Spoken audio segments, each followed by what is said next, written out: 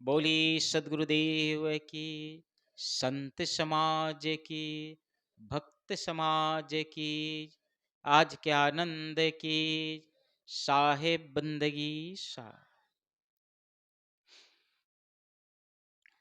किसी एक विचारक ने कहा है,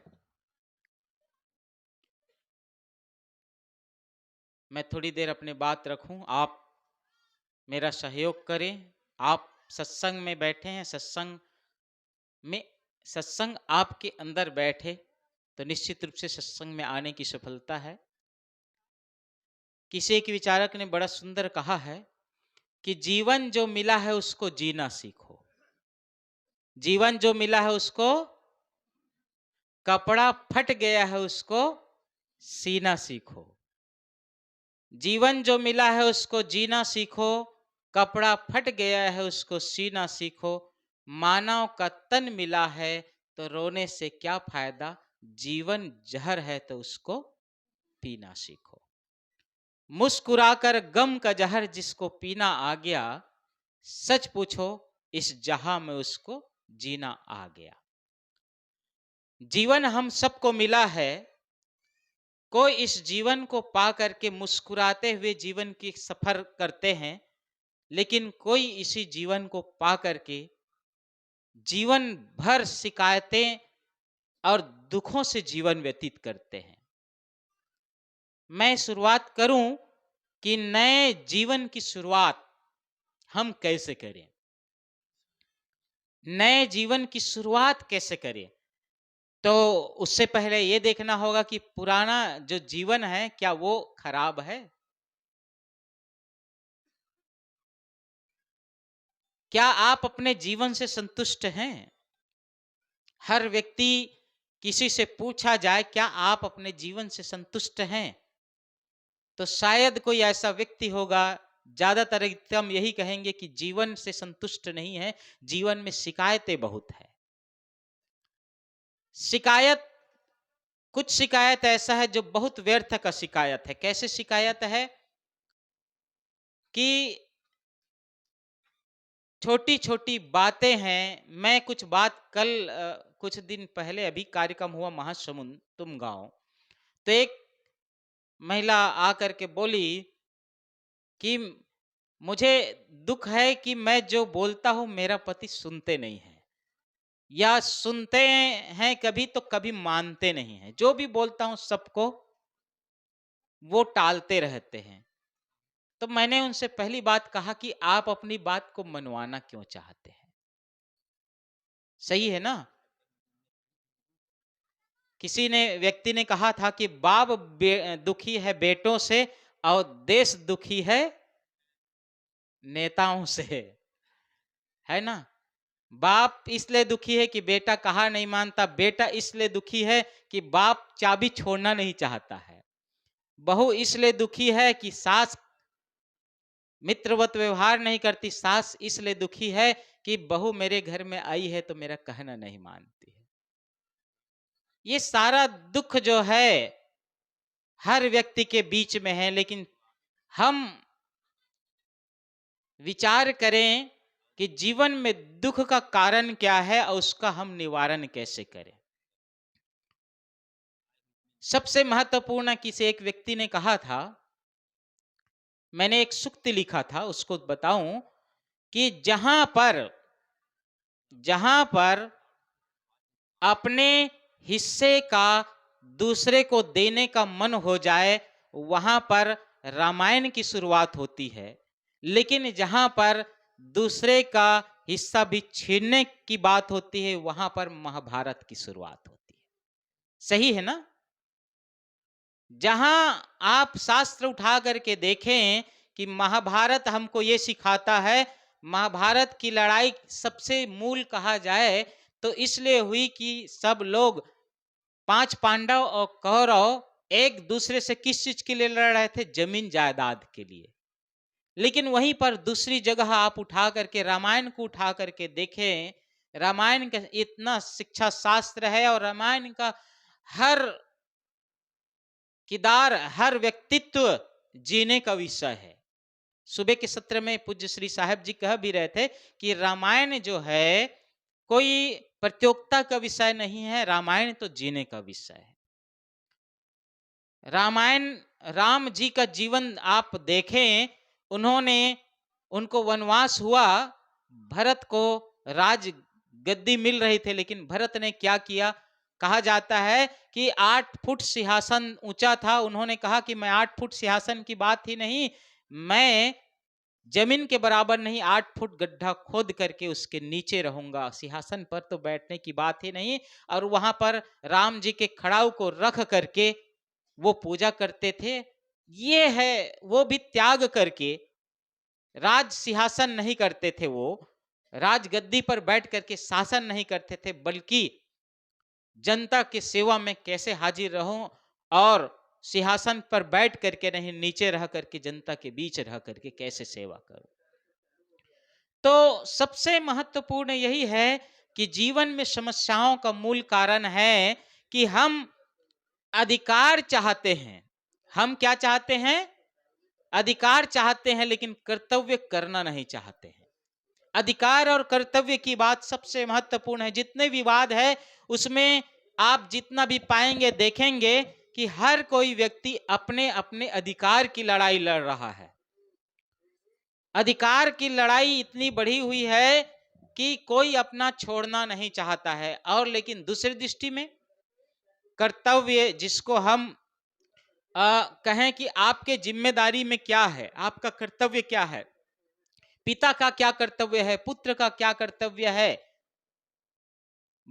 और बहू का क्या कर्तव्य है, सास का क्या कर्तव्य है, ये एक नाम है, लेकिन हर व्यक्ति का अपना अपना एक कर्तव्य है। अगर सच में बहू आती है घर में और वो अपने घर जैसे अपने सासू माँ को उस माँ के समान माने जिस घर से वो आई है, और सास अपने बेटी के समान उस बेटी को जो दूसरे घर से आई उसको मानने लग जाए, तो झगड़ा ही खत्म है ना। आपकी बेटी है, आपके घर में है, और वो काम नहीं करती तो आप कैसे करते हैं?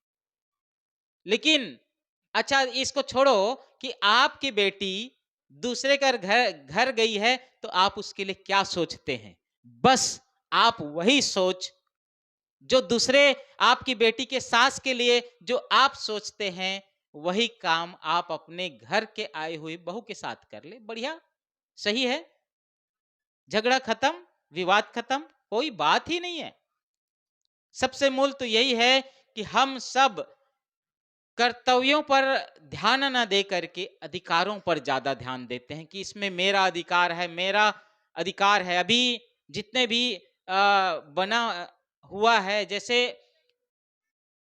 लोकतंत्र की हम बात कहते हैं, संविधान की बात कहते, संविधान अभी माताओं को काफी छूट दिए हुए है। पहले पुरुषों को ज्यादा छूट था, अब माताओं को भी छूट दिया जा रहा है।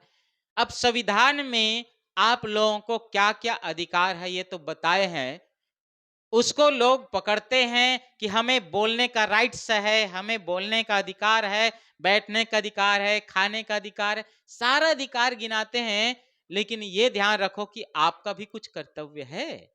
आप कर्तव्य के चैप्टर को भी पढ़ें। अगर आप पुत्र हैं और आप धन लेना चाहते हैं, लेकिन धन लेने से पहले आपका कर्तव्य क्या है? अभी एक सुप्रीम कोर्ट के जज ने फैसला दिया है कि जो माता पिता के बच्चे अपने बच्चे अगर बात नहीं मानते हैं तो माता पिता अपनी संपत्ति से बच्चों को बेदखल कर सकते हैं। और ये आदेश आया हुआ है कि कोई भी बच्चे अपने माता पिता को घर से नहीं निकाल सकते हैं। अब ये चीज की जरूरत क्यों पड़ी? ऐसी ऐसी बातें आ रही है, कहीं पर कोई इसी अधिकार की लड़ाई में देखे होंगे कि एक पुत्र ने अपने पिता को धारदार कुल्हाड़ी से काट करके फेंक दिया, सही है ना? पढ़े होंगे, सुने होंगे आप लोग। कोई अपने माँ को काट करके फेंक दिए, कोई अपने पिता को काट करके फेंक दिए। कैसा परंपरा, कैसा जीवन, सही है ना? समझने की जरूरत है। हम चीज जिसको आगे समझना चाहते हैं, जीवन को अच्छा जीना चाहते हैं, नए जीवन की शुरुआत करना चाहते हैं, तो हमें अपने विचारों में विशालता लाने की जरूरत है। और सबसे ज्यादा जरूरत क्या है? जो शिक्षा, जितना शिक्षित होते जा रहे हैं, पढ़े लिखे की बातें होती है, हम जितना शिक्षित होते जा रहे हैं, शिक्षित होना शिक्षा का वह स्तर है, मैं शिक्षा उस शिक्षित व्यक्ति उसको कहता हूं जो ये समझता है कि मुझे अपने जीवन में अच्छा जीवन जीना है, ये सब समझते हैं, लेकिन मेरे साथ में रहने वाला व्यक्ति का जीवन में भी मेरा कोई कर्तव्य है, इस बात को समझता हो। किसी ने बहुत सुंदर कहा था कि वेद पढ़ने आए या ना आए, लेकिन वेदना पढ़ने आना चाहिए। किसी को दर्द को पढ़ सको, किसी के भाव को पढ़ सको, किसी के मन को पढ़ सको, किसी की भावनाओं को समझ सको। माँ किसी के भावनाओं को समझ सके। मैं अधिकतम उस बात को कहता हूं कि छोटे से एक बच्चे, अभी कंडेल में देखा कि एक चिप्स का पैकेट निकाल करके खा रहे थे। बहुत छोटा बच्चा, बहुत ही छोटा, शायद 2 साल का या 3 साल का रहा हो, वो निकाल करके खा रहे थे। एक बच्चा सामने बैठा हुआ देख रहा था, पास में बिल्कुल, और वो एक बच्चा खा रहा है, दूसरा बच्चा उसको बहुत भाव से देख रहा है, भाव से देख रहा है। ये खाते हुए उसको देख रहा है, वो खाते हुए इसको देख रहा है। दोनों एक दूसरे को देखते रहे, और उसके बाद जो बच्चा खा रहा था उसने थोड़ा सा चिप्स निकाला, सामने वाले बच्चे को दे दिए। सामने वाले बच्चे ने भाव से ग्रहण किए, वो भी मुस्कुराए, ये भी मुस्कुरा करके खा रहे हैं। सोच लीजिए, नजर ने नजर से मुलाकात कर ली। किसी एक विचारक ने कहा कि नजर ने नजर से मुलाकात कर ली, रहे दोनों खामोश मगर बात कर ली। बात तो यह है, किसी की आप भावनाओं को समझ लीजिए। वो बच्चे को क्या शिक्षा मिला है बताइए? 2-3 साल के बच्चे स्कूल तो नहीं गए हैं ना, लेकिन उसने सामने वाले बच्चे के मन को कैसे समझा, उनकी भावनाओं को कितना समझा। यह भावनाएं आपके अंदर है, आपके अंदर में वो भावनाएं हैं, बस हमने उसको उजागर नहीं किया। आपके अंदर में दीप है, उसको प्रज्वलित करना है। एक जला हुआ दीपक, एक बुझा हुआ दीपक, इसी में अंतर है। किसी ने कहा कि पुष्प नहीं बन सकते तो तुम कांटे बन करके मत रहना, और भला किसी का कर न सको तो बुरा किसी का मत करना। शिक्षा की स्तर में हम जितना आगे बढ़ते जा रहे हैं, उतने ही हम पीछे होते चले जा रहे हैं। एक उदाहरण के साथ मैं अपनी बात को आगे विराम दूं कि एक व्यक्ति, बुजुर्ग व्यक्ति ने बहुत मेहनत किया। अब बहुत मेहनत करने के बाद में, गरीब था बहुत, सोचा कि मैं पढ़ा लिखा नहीं हूं, अपने बच्चे को पढ़ाऊंगा लिखाऊंगा। ये बात, और एक इस पर इसी तरह से एक मूवी बनी है अभी, 12वीं फेल, शायद आप देखे हो तो। 12वीं फेल एक नया मूवी बनी हुई है, कभी आप देखें। लेकिन सबसे मूल उस पर आधारित नहीं जो मैं कहानी सुना रहा हूं, लेकिन इसी तरह से है कि उसमें एक गरीब पिता ने सोचा, मैं बहुत गरीब हूं, मैं पढ़ लिख नहीं पाया, लेकिन मैं अपने बच्चे को पढ़ाऊंगा लिखाऊंगा और उसको उच्च दर्जे का अधिकारी बनाऊंगा। बच्चे को पढ़ाया लिखाया, मजदूरी करता, दिन भर खेत नहीं था तो मजदूरी करके जो पैसा बचता बच्चे के फीस में लगाता रहा। जब कभी कम पड़ जाती थी तो उधार लेकर के लगाते थे, और बच्चे को पढ़ाया लिखाया। बच्चे खूब पढ़ाई किया, और पढ़ाई करने के बाद में वो कलेक्टर बन गया। कलेक्टर बना, एक ऐसे जिले में गया जैसे ये छत्तीसगढ़ हो, यहां का व्यक्ति हो, वो कलेक्टर बन करके समझो कोरबा चला गया हो। वो कलेक्टर गया है, इधर पिता खुश था कि मेरा बच्चा पढ़ लिख करके कलेक्टर बन गया, एक जिले में पोस्टिंग हुई है। और पिता के मन में था, क्योंकि पुत्र को मेहनत करके पढ़ाया लिखाया, तो उसने क्या किया, घर में अभी भी जैसे नौकरी करने वाले लोग हैं, अपने घर से चावल ले जाते हैं, ऐसा होता है, देखे होंगे, है ना, कि चावल घर से बांध देते हैं। कहीं माताएं बड़ी बांध दे रही है और कुछ कर दे रहे हैं कि मेरे बेटे के लिए कुछ, देखो सोचो कितना वो बड़ी नहीं, वो प्रेम है, वो चावल नहीं, वो क्या है, प्रेम है। कोई अचार बांध देंगे, कुछ ना कुछ जोड़ देते हैं कि ये बेटा खाएंगे। जानते हैं कि बेटा वहां पर बहुत खरीद सकता है, बेटे के पास में पैसा है, खरीद सकता है, लेकिन ममता है, प्रेम है, वो मानता नहीं है। उसने क्या किया, हमेशा जाते थे जब भी तो वो जोड़ देते थे, या कभी वहां से लेने आ जाता था, कलेक्टर के यहाँ से कोई चावल लेने आ जाता था। लेकिन एक समय हुआ कि चावल लेने कोई नहीं आया। पिता के मन में हुआ कि चलो चावल छोड़ देता हूं। बस में बैठा, चावल पकड़ा और ले गए, पहुंचे जिस जिला में वो कलेक्टर थे। वहां बस से उतरने के बाद में कहे एक ऑटो रिक्शा वाले से कि मुझे कलेक्टर के पास जाना है, सुना हूं यहाँ के जिले के कलेक्टर हैं मेरे बेटा। वो गया, जिस कलेक्टर के निवास में ऑटो वाले ने छोड़ दिया, पिता ने चावल को कंधे में लाद करके अंदर प्रवेश किया जहां कलेक्टर का निवास था। कलेक्टर बैठे हुए थे और उसके साथ में 8-10 और अधिकारी लोग बैठे हुए थे। वो उसी रास्ते से गुजर करके पिता कंधे में लाद करके चावल अंदर पहुंचाता है। उसको देख करके, अंदर जाते हुए देख करके लोगों ने पूछा ये कौन है, जो और अधिकारी थे। तो उसने क्या कहा कि जो कलेक्टर है, जो पुत्र है, उसने क्या कहा कि ये हमारे घर का काम करने वाला है। सोचो उस पिता के मन में क्या गुजरा होगा। उसने कहा कि हमारे घर का काम करने वाला है। वो पिता चावल को छोड़ देता है और उल्टा पैर लौट जाता है, घर पहुंचता है। और घर में पहुंचने के बाद में घर में एक ऊपर छानी का घर था, वो खपड़ेल का घर था। तो वहां पर ऊपर जो म्यार लकड़ी लगी हुई थे, उससे धोती को बांधता है और अपने गले को बांध करके उससे सुसाइड कर लेता है। कितना पीड़ा हुआ होगा कि वो पीड़ा उस व्यक्ति के मौत तक उसको ले गया। शायद वहां पर इतना ही कह देता कि वही पिता है जिसने मुझे कलेक्टर बनाया है। शायद पिता माँ बाप का कर्ज तो कोई उतार नहीं सकता है, लेकिन सच तो यही है कि शायद उसको एक सुकून मिल रहा होता, एक शांति मिल रही होती। शिक्षा का इतना दुष्परिणाम अगर हो तो वो शिक्षा सबसे ज्यादा खराब शिक्षा है। वह शिक्षा कि आप पूर्व समय में रहे हैं और जिसको हम शिक्षित अनपढ़ कहे वाले लोग, किसी के मन को पढ़ सकता है, किसी की भावनाओं को पढ़ सकता है, वो सबसे ज्यादा पढ़ा लिखा है। इसीलिए किसी व्यक्ति ने कहा है कि वेल एजुकेटेड नहीं, वेल ट्रेंड बनो। वेल एजुकेशन केवल कागज के लिए शिक्षा प्राप्त मत करो, जीवन को समझो, जीवन की शिक्षा क्या है। तो आज की शिक्षा पद्धति, हम सच में तो यह है किसी चीज को शिकायत ना करें, बल्कि अवसर हमारे लिए है। अवसर हमारे लिए है कि हम अपने जीवन को कैसे बनाते हैं। मानव जीवन की यही विशेषता है और स्वतंत्रता है कि आप जीते कैसे हैं, आप सोचते कैसे हैं, आपका विचार कैसा है। आपके विचार के अंदर में आपको इतनी स्वतंत्रता है कि कोई जबरदस्ती आपके अंदर विचार डाल ही नहीं सकते।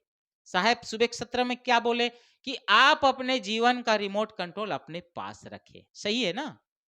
हम सब क्या करते हैं, बस कोई कुछ कहे प्रसन्न हो गए, कोई कुछ कहे दुखी हो गए। और सच बात तो यह है कि आप कोई कुछ भी विचार दिए जा रहा है और आप लिए जा रहे हैं और उसको देख लेकर के सुखी और दुखी होते जा रहे हैं। सच तो यही है कि मानव जीवन की विशेषता है कि हम अपने विचारों में संयम रख सकते हैं। अपने अंदर का, एक व्यक्ति ने, एक संत ने कहा है कि एक जगह ऐसा है जहां पर किसी का अधिकार नहीं है। एक जगह ऐसा है जहां कोई नहीं जा सकता, आप अगर ना चाहें तो। कौन सी जगह है वो? जहां पर कोई नहीं जा सकता और जहां पर किसी का अधिकार नहीं है। आपके अंदर, सही है ना? आपके अंदर कोई नहीं जा सकता जब तक आप ना चाहें तब तक। सही है ना? आपके अंदर जब आप छूट दे देते हो, दरवाजा खोलते हो, आओ कोई मुझे गाली दो, आप गाली देते हैं, ले लेते हो। लेकिन छूट है कि किसी ने प्रेम दिया, आप उसको ले लिए, किसी ने गाली दिया, उसको ले लिए। अधिकार आपको है जब आपके पास में चाबी है, जब मन हो ताला खोलो, जब मन हो बंद कर दो। उस अधिकार का आप उपयोग करो। घर की ताला चाबी तो आप रखते हैं, लेकिन मन की भी ताला चाबी आपके पास में होना चाहिए। आपका जीवन आपके हाथ में है। आपका जीवन आपके हाथ में है। इसलिए अपने जीवन को दूसरे के हाथ में ना सौंपते हुए, अपने जीवन के जिम्मेदार जब तक हम नहीं बनेंगे, तब तक जीवन की शिकायतें, जीवन की समस्या समाप्त होने वाला नहीं है। क्योंकि आप अगर गरीब है तो उसके कारण आपका विचार है, आप अमीर हैं तो उसके कारण में आपका जितने अमीर बने हैं तो उसका विचार था, ऐसा सोच था कि वो उस रूट को अपनाए। आपको वो स्वतंत्रता है कि आपके जीवन को, और जिस जब तक हम इस बात को स्वीकार नहीं करेंगे तब तक हमारे जीवन के दुख दूर नहीं होने वाले हैं और न ही हम आनंद पूर्वक जीवन जी पाएंगे। इसलिए हम सब स्वतंत्र भाव से अपने विचारों पर ध्यान देंगे। निश्चित रूप से हम अपने जीवन के जिम्मेदार जिस दिन बन जाएंगे उस दिन नए जीवन की शुरुआत होगी और हम सब अपने जीवन के परम लक्ष्य सुख शांति आनंद को प्राप्त करेंगे। जीवन हर पल उमंग उत्साह से भरा रहेगा। आप सब मेरी बातों को धैर्यपूर्वक श्रवण किए, इसके लिए मैं आप सब लोगों को बहुत बहुत धन्यवाद करते हैं और सबके भीतर बैठे आत्मदेव को सादर नमन करता हूं। साहेब बंदगी, साहेब बंदगी।